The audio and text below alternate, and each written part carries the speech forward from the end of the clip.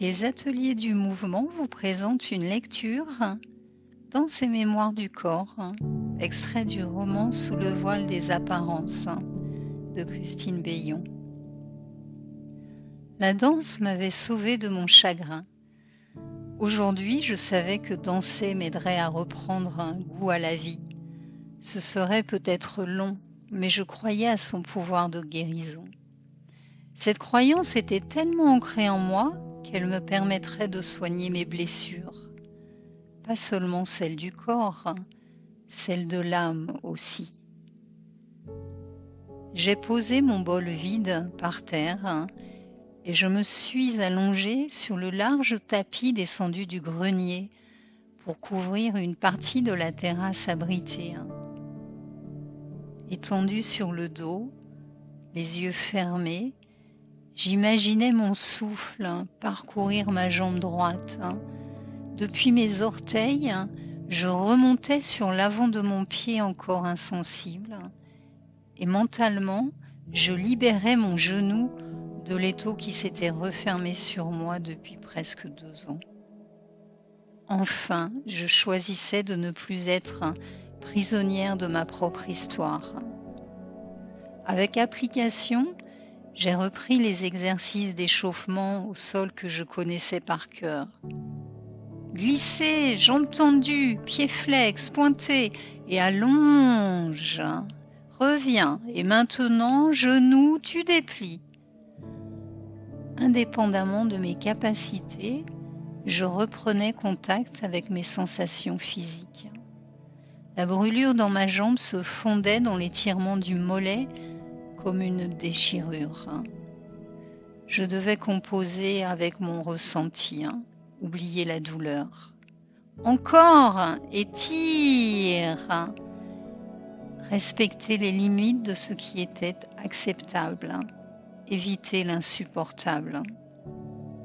La limite est si fragile entre les deux. Et pourtant, cette différence subtile et dérisoire pouvait briser un rêve ou même une vie.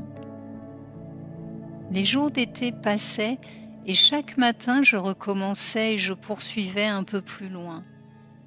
Sur le ventre, en appui sur les mains, le buste redressé, ma colonne ondulait dans un mouvement fluide et continu. J'avais l'impression qu'une vague déroulait son écume du bassin à ma tête. Elle prenait même son origine beaucoup plus loin, à la pointe des orteils.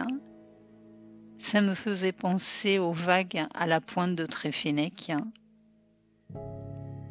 Concentrée sur mes sensations, je voyais à peine les ailes des parapentes, aux couleurs vives dans les airs, en suspens, comme une phrase interrompue par une émotion trop vive. Un autre jour, malgré le ciel sombre et menaçant, j'ai continué dehors. Je retrouvais la grâce liée au mouvement, même par terre. Le visage contre le tapis, je rampais, et pourtant, ça n'avait rien d'humiliant. J'avais l'impression de me fondre dans la matière.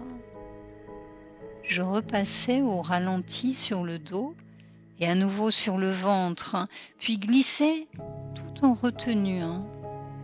Chaque mouvement, au-delà des muscles et des articulations, mobilisait les tissus en profondeur et me libérait de la honte et du dégoût.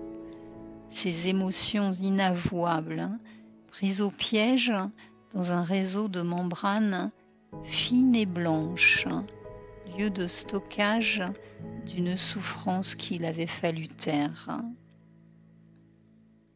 Avec Madame Dalowick, le voile de la parole s'était levé au-dessus d'un trou noir. Avec la danse, je réussirais à libérer les mémoires de la sieste emprisonnées à l'intérieur de mon corps. Un matin, la lumière à travers les nuages annonça la fin de l'été. Je me sentais prête à explorer le monde, malgré mes appuis encore incertains.